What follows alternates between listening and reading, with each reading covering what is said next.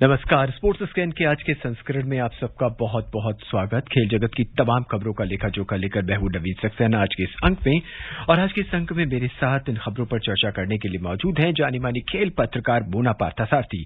मोना, स्वागत है आपका। धन्यवाद। सभी श्रोताओं को नमस्कार और नवमी की शुभकामनाएं। नजर अब तक की खास खबरों पर। भारत और दक्षिण अफ्रीका के बीच 3 T20 क्रिकेट मैचों की श्रृंखला का अंतिम मुकाबला जारी। शेष भारत ने एक बार फिर ईरानी ट्रॉफी क्रिकेट टूर्नामेंट जीता। महिला T20 एशिया कप में भारत ने संयुक्त अरब अमारात को पराजित किया और 36वें राष्ट्रीय खेलों में सेना 85 पदक जीतकर शीर्ष पर।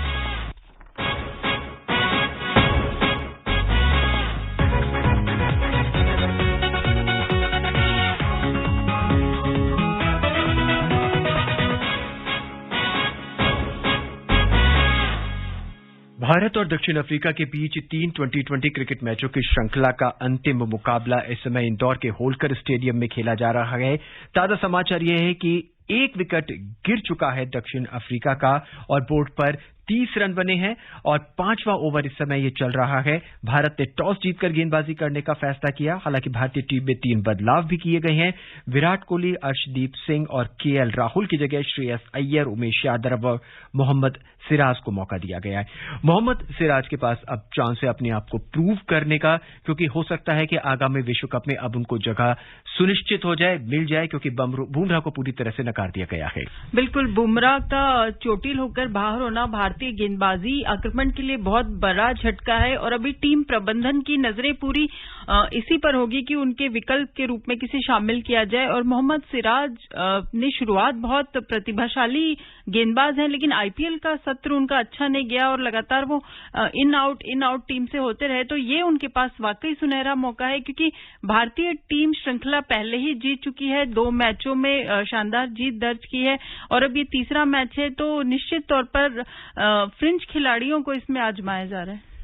मोना, विराट कोहली और KL राहुल को विश्राम दिया गया था, आराम दिया गया है, लेकिन खबर यह आ रही है अर्शदीप को कुछ चोट लगी है, उस वजह से वो टीम में शामिल बिल्कुल, अर्शदीप को चोट लगी है, इस वजह से वो टीम में शामिल नहीं है, वरना वो इस टीम का हिस्सा जरूर होते। और विराट कोहली जबरदस्त फॉर्म में लौटे हैं जब से उन्होंने शतक जमाया है और उन्हें विश्व कप से पहले आराम दिया जाना बिल्कुल लाजमी था। और KL राहुल ने भी, अभी तक बात हो रही थी उनकी स्ट्राइक रेट को लेकर, उनकी धीमी पारियों को लेकर, पिछले मैच में उन्होंने अपने आलोचकों को आक्रामक अर्धशतक लगाकर जवाब दे ही दिया है। तो शीर्ष क्रम में मुझे लगता है कि ये रोटेशन पॉलिसी सही भी है, ताकि विश्व कप में अब 6 अक्टूबर को तो भारतीय टीम रवाना ही हो रही है। ऑस्ट्रेलिया ज्यादा समय नहीं रह गया है, तो कोई टीम प्रबंधन जोखिम न लेते हुए उन खिलाड़ियों को भी पूरा मैच अभ्यास देना चाहता है जिन्हें ज्यादा अभी बल्लेबाजी का मौका मिल नहीं सका। मोना, इस समय 4 भारतीय बॉलर बॉलिंग कर रहे हैं। दीपक चाहर हैं, सिराज हैं, अश्विन है, उमेश यादव हैं। अब तक के तमाम मैचों में देखा कि हमने भारत जो है एक विशाल स्कोर खड़ा करता है, लेकिन उस स्कोर के बावजूद भी हमारे जो बॉलर है उसको डिफेंड नहीं कर पाते।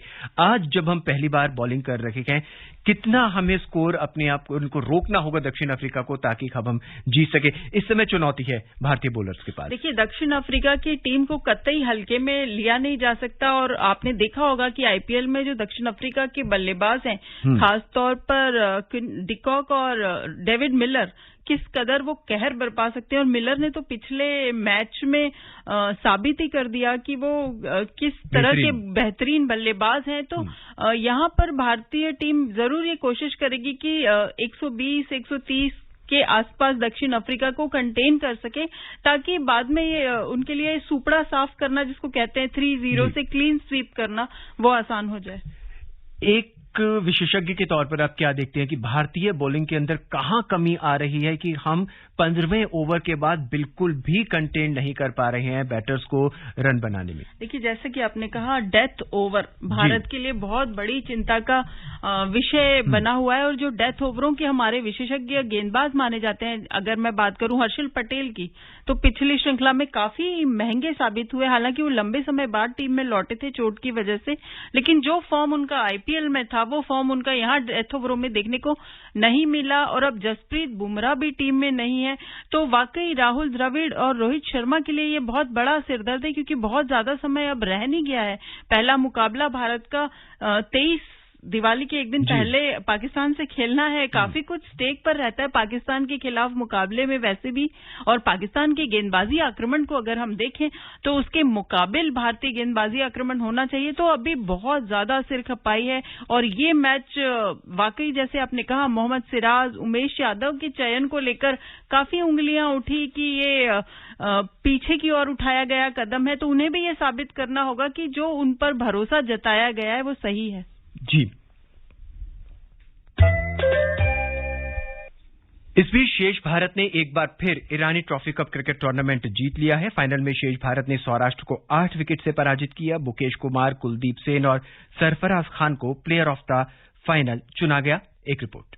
ईरानी ट्रॉफी जीतने के साथ ही ये शेष भारत का 29वां खिताब है। टीम के नाम टूर्नामेंट के सबसे ज्यादा खिताब जीतने का रिकॉर्ड भी है। राजकोट में फाइनल के आखिरी दिन सौराष्ट्र ने अपनी दूसरी पारी में 8 विकेट पर 368 रन से आगे खेलना शुरू किया, लेकिन टीम स्कोर में कुल 12 रन ही जोड़ सकी और 380 पर आउट हो गई। ऐसे में रेस्ट ऑफ इंडिया को आखिरी पारी में जीत के लिए 105 रनों का लक्ष्य मिला। अभिमन्यु के 63 रन की बदौलत रेस्ट ऑफ इंडिया ने 2 विकेट खोकर लक्ष्य हासिल कर लिया। श्रीकर भरत ने 27 रन बनाए और वे नॉट आउट रहे। इससे पहले तेज गेंदबाज कुलदीप सेन और सौरभ कुमार ने कमाल की गेंदबाजी की। कुलदीप ने 5 विकेट लिए जबकि सौरभ ने 3 विकेट मिले। मुकेश कुमार और जयंत के हिस्से भी एक विकेट आए। सौराष्ट्र की ओर से शेल्डन जैक्सन ने 50 और अर्पित ने 55, प्रेरित माकंड ने 72 और कप्तान जयदेव उनादकट ने 89 रनों की अर्धशतकीय पारियां खेलकर स्कोर 380 पहुंचाया था। रेस्ट ऑफ इंडिया को पहली पारी में 276 रनों की मजबूत बढ़त मिली थी। उसके गेंदबाजों ने सौराष्ट्र को पहली पारी में 98 रनों पर समेट दिया था।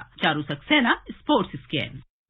मोना, रेस्ट ऑफ इंडिया इन्हें शेष भारत की तरफ से शानदार क्रिकेट देखने को मिला, लेकिन सौराष्ट्र ने कहीं ना कहीं निराश किया। बिल्कुल निराश किया। जब आप पहली पारी में ही इस कदर शर्मनाक बल्लेबाजी करते हैं तो ये जो घरेलू मैचेस होते हैं, घरेलू टूर्नामेंट होते हैं, इसमें पहली पारी का जो प्रदर्शन होता है वो काफी मायने रखता है, क्योंकि उसके बाद उस दबाव से उबर पाना बहुत मुश्किल हो जाता है। और जहां तक भारत के लिए, भारतीय क्रिकेट के संदर्भ में अगर इस मैच को देखा जाए तो युवा खिलाड़ियों का जो प्रदर्शन रहा है वो वाकई उत्साहवर्धक है, क्योंकि जो पूल है आगे का वो इन खिलाड़ियों से तैयार होता है। और खास तौर पर कुलदीप सेन की मैं यहाँ तारीफ करना चाहूंगी, जिस तरह से उन्होंने प्रदर्शन किया है। वाकई लगता है कि भारत को एक और अच्छा गेंदबाज मिल सकता है। पुजारा, दोनों ही पारी के अंदर पुजारा जो थे बेहतरीन बल्लेबाजी नहीं कर सके, बहुत निराश किया उन्होंने। पुजारा का किस्मत कुछ साथ नहीं दे रही है। मुझे लगता है वो काउंटी खेलने जाते हैं तो अच्छा प्रदर्शन करते हैं, आईपीएल में खेलते हैं तो बहुत ज्यादा कर नहीं पाते हैं। और अभी यहाँ घरेलू टूर्नामेंट जैसे 5 दिनी 4 दिनी क्रिकेट के तो वो महारथी माने जाते हैं।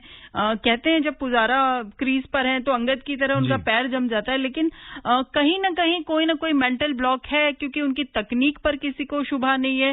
वो किस कदर उत्कृष्ट बल्लेबाज है उस पर किसी को शक नहीं है, लेकिन जो वो रन नहीं कर पा रहे हैं तो मुझे लगता है उनको कुछ मेंटल एस्पेक्ट पे काम करना पड़ेगा। शेष भारत की ओर से पहली इनिंग में शानदार प्रदर्शन किया बैटर्स ने। हनुमा विहारी ने 82 और सरफराज खान ने 138 रन बनाए हैं। मुना, कई बार देखा जाता है कि आप घरेलू क्रिकेट में शानदार प्रदर्शन करते हैं, लेकिन जैसे ही आपको अंतर्राष्ट्रीय क्रिकेट में खेलने का मौका मिलता है वहां पे आप उतना नहीं चल पाते। अब जितने भी हमारे चयन करता है उनके पास खिलाड़ियों को चयन करने का तरीका तो यही है, या फिर आप हमेशा चयन का आईपीएल से ही करेंगे? नहीं, बिल्कुल आपका कहना सही है कि जो मेरा मानना है टेस्ट क्रिकेट और 50 ओवरों के क्रिकेट के लिए जो चयन का आधार है वो बिल्कुल घरेलू क्रिकेट होना चाहिए। और अंतर्राष्ट्रीय क्रिकेट के दबाव अलग होते हैं, घरेलू क्रिकेट के दबाव अलग होते हैं। तो आजकल जो खेल है वो सिर्फ आपकी काबिलियत, आपके हुनर, आपकी फिटनेस पर ही निर्भर नहीं है। उसका जो मैं बार बार कह रही हूँ कि एक मानसिक पहलू है कि आप उस दबाव को कितना झेल पाते हैं। अब आप सरफराज खान का ही उदाहरण लीजिए, जिन्होंने बहुत ही शानदार बल्लेबाजी की है। मुंबई क्रिकेट से निकले हैं, इनके पिता ही इनके कोच है। और इनको मैं जब ये बहुत छोटे थे, जब इन्होंने शुरुआत की थी, तब से मैं वॉच करती आ रही हूँ। तो ऑन एंड ऑफ कभी आईपीएल में कभी अच्छा खेल जाते हैं, कभी नहीं खेल पाते हैं। लेकिन अब पिछले कुछ समय से आप देखिए इनके प्रदर्शन ग्राफ पर नजर डालिए तो एक स्थिरता आई है इनके प्रदर्शन पे। तो ये एक मानसिक पहलू होता है जिस पर आपका कोच या स्पोर्ट्स साइकोलॉजिस्ट ही काम कर सकता है। मुना, अब भारत के अंदर एक लंबा सत्र होता है क्रिकेट का। दिलीप ट्रॉफी, रानी ट्रॉफी, मुश्ताक ट्रॉफी होती है, फिर रणजी ट्रॉफी होती है, तमाम तरह के टूर्नामेंट होते हैं, लेकिन उसके बावजूद भी चयनकर्ता अक्सर जो प्रेफरेंस देते हैं आईपीएल को देते हैं। इन खिलाड़ियों को बहुत कम मौका मिल रहा है। क्या 5 डेज जितने भी हो रहे हैं क्रिकेट जो हो रहा है वो कम हो रहा है, एक दिवसीय क्रिकेट कम हो रहा है, 2020 पर ज्यादा जोर दिया जा रहा है? ये तो है ही एक समस्या कि टेस्ट क्रिकेट घटता जा रहा है। वनडे क्रिकेट भी मुझे लगता है धीरे धीरे, जो आप बायलेटरल सीरीज देखिए, अभी आप इंग्लैंड और पाकिस्तान की जो सीरीज है, 7 मैचों की T20 श्रृंखला, और टेस्ट क्रिकेट पहले 5-5 मैच हुआ करते थे, फिर 4 मैच, 3 मैच, अब 2-2 टेस्ट भी हो रहे हैं। तो ये एक समस्या है जिससे आईसीसी और जो उसके सदस्य देश हैं वो सभी जूझ रहे हैं, और इसके लिए तरह तरह के प्रयोग भी किए जा रहे हैं। गुलाबी गेंद का टेस्ट खेला गया, दर्शकों को अधिक से अधिक मैदान में खींचने के लिए विश्व टेस्ट चैंपियनशिप शुरू की गई। तो प्रयास जारी है, और बिल्कुल जो कुछ कौशल वाले खिलाड़ी हैं उनके लिए असली पैमाना जो है वो 5 दिनी क्रिकेट या पारंपरिक जो जिसको कहा जाता है स्वरूप ही है। तो इसके बचाने के लिए सब लोग लगे हुए हैं। अब देखिए, मुझे नहीं लगता कि T20 क्रिकेट की वजह से ये बिल्कुल ही खत्म हो जाएगा। मुना, टीम पर नजर डालें, स्कोर कार्ड पे नजर डालें तो 2 खिलाड़ी मुझे इस समय सौराष्ट्र के ऐसे नजर आते हैं।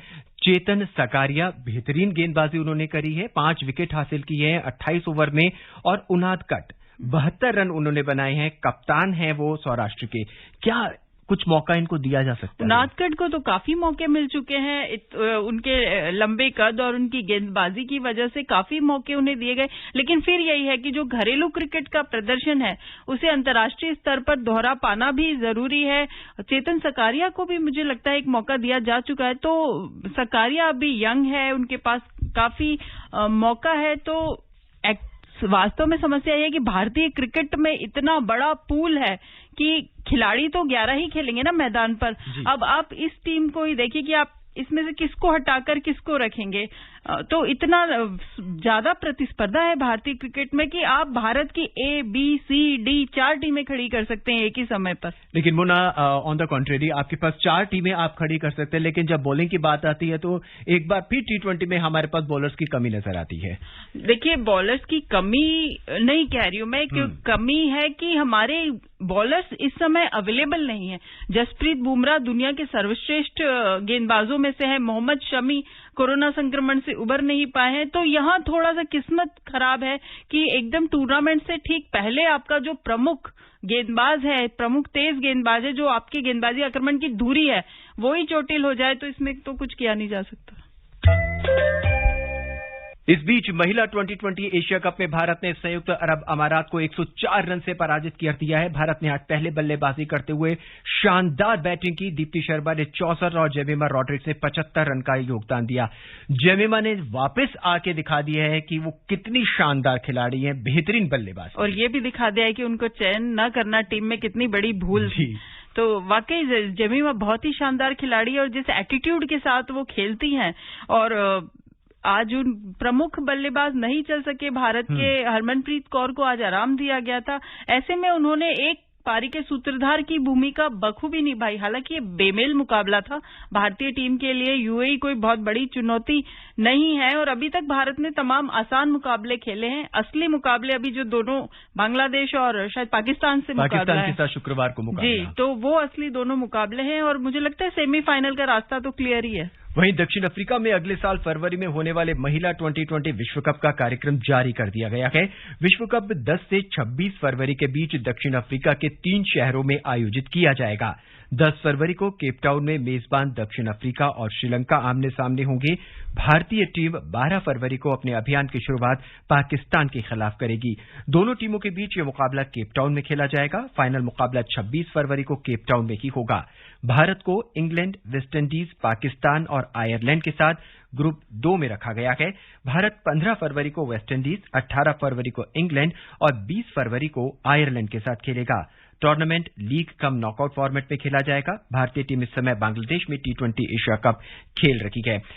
एक बड़ा मुकाबला होने की तैयारी है 2023 में, और जिस तरह से भारतीय टीम का परफॉर्मेंस रहा है, इंग्लैंड की जो सीरीज थी, इस समय जो परफॉर्मेंस रहा है, लगता है कि शायद इस बार हम कप उठा सकेंगे। बिल्कुल, कप उठाने की पूरी संभावना तो पिछली बार भी लग रही थी भारतीय टीम में, और हमें उम्मीद थी कि मिताली राज और झूलन गोस्वामी को हम विश्व कप के साथ विदाई दे सकेंगे, लेकिन ऐसा हो नहीं पाया। और अभी उसके बाद से भारतीय टीम का जो फॉर्म रहा है, जो प्रदर्शन रहा है, उसको देखकर उम्मीद तो बनती है कि भारतीय टीम को पहला आईसीसी खिताब मिलेगा। लेकिन जो प्रदर्शन सही समय पर पीक परफॉर्मेंस जिसको कहते हैं वो देनी होती है, वो भारतीय टीम को ध्यान रखना होगा। झूलन गोस्वामी का रिप्लेसमेंट क्या रहेगा? देखिए, ये ऐसे खिलाड़ी होते हैं जिनका कोई रिप्लेसमेंट हो ही नहीं सकता। लेकिन हाँ, अगर ये है कि खिलाड़ी तो आते जाते हैं, टीम तो चलनी होती है, तो ये भारतीय टीम प्रबंधन को देखना पड़ेगा कि उन्हें ऐसा एक गेंदबाज चाहिए जो विकेट भी ले सके, किफायती गेंदबाजी भी कर सके और विरोधी टीम पर दबाव भी बना सके। और अब बात खेलों के महाकुंभ राष्ट्रीय खेलों की। गुजरात में 36वें राष्ट्रीय खेलों में सेना 39 स्वर्ण, 23 रजत और 23 कांस्य पदक सहित कुल 85 पदक लेकर इस समय शीर्ष पर है। हरियाणा को अब तक 24 स्वर्ण मिले हैं, 22 रजत उसने हासिल की है और 18 कांस्य पदक उसकी झोली में आए हैं। कुल 64 पदक उसके पास है। वहीं दूसरे स्थान पर उतार चढ़ाव जारी है। अब से कुछ देर पहले उत्तर प्रदेश तीसरे स्थान पर था, लेकिन इस समय महाराष्ट्र 18 स्वर्ण, 16 रजत और 35 कांस्य पदक सहित कुल 69 पदकों के साथ तीसरे स्थान पर पहुंच गया है।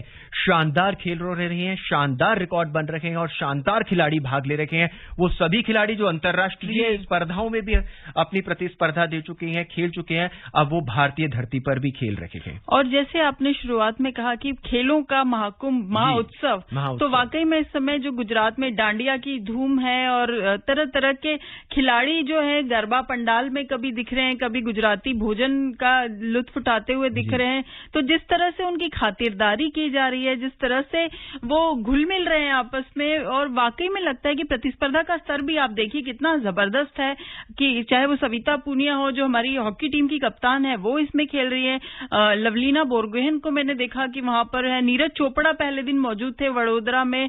खिलाड़ियों का, हालांकि वो खेल नहीं रहे, लेकिन खिलाड़ियों का उत्साहवर्धन करने के लिए वो मौजूद थे। तो 7 साल बाद राष्ट्रीय खेल हो रहे हैं और हम अंतर्राष्ट्रीय खिलाड़ियों को जानते हैं कि उनके लिए बहुत सारे मंच होते हैं अपनी प्रतिभा का प्रदर्शन करने के लिए, लेकिन ये उन खिलाड़ियों के लिए है जो अभी दहलीज पर हैं भारत के लिए खेलने की, और उन्हें जो मंच चाहिए होता है जो 7 साल से उन्हें नहीं मिला। और इतना जबरदस्त भव्य आयोजन, महज 100 दिन के अंदर इसको आयोजित किया गया और चारों तरफ चर्चा है राष्ट्रीय खेलों की। मतलब मुझे तो याद नहीं पड़ता कि इतने भव्य राष्ट्रीय खेल पहले कभी हुए हों। जी, पहले राष्ट्रीय खेल हुआ करते थे और शायद खबरें भी नहीं आती थी, और इस समय देखा जा रहा है गुजरात के तमाम स्टेडियम भरे पड़े हैं और तमाम खिलाड़ी अपना सर्वश्रेष्ठ प्रदर्शन करने में जुटे हुए हैं। तमिलनाडु की बात करें तो विद्या ने महिलाओं की 400 मीटर बाधा दौड़ में 56.58 सेकंड का समय लेते हुए नया राष्ट्रीय खेल रिकॉर्ड बनाया और स्वर्ण पदक जीता। वहीं पुरुषों की 400 मीटर बाधा दौड़ में संतोष कुमार ने भी 49.49 सेकंड का समय लेते हुए नया राष्ट्रीय खेल रिकॉर्ड अपने नाम किया और स्वर्ण पदक जीता। वहीं दिल्ली की चंदा ने महिलाओं की 800 मीटर दौड़ में राष्ट्रीय रिकॉर्ड बनाया और स्वर्ण पदक अपने नाम किया। राष्ट्रीय खेल गुजरात के 6 शहरों में आयोजित किए जा रहे हैं और इन खेलों का समापन 12 अक्टूबर को होगा।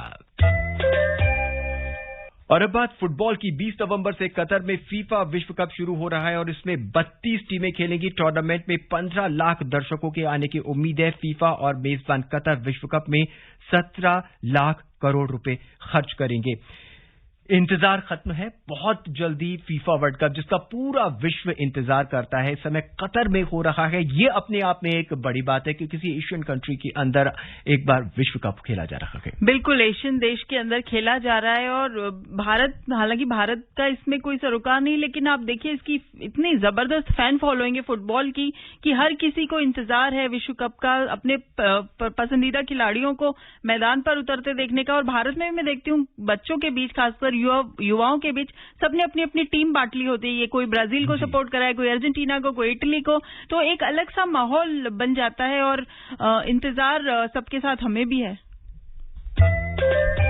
और अब बात हॉकी की। महिला हॉकी में भारतीय फॉरवर्ड मुमताज खान को भारतीय हॉकी महासंघ ने इस साल दक्षिण अफ्रीका में जूनियर विश्व कप में शानदार प्रदर्शन करने के लिए rising star of the year घोषित किया है।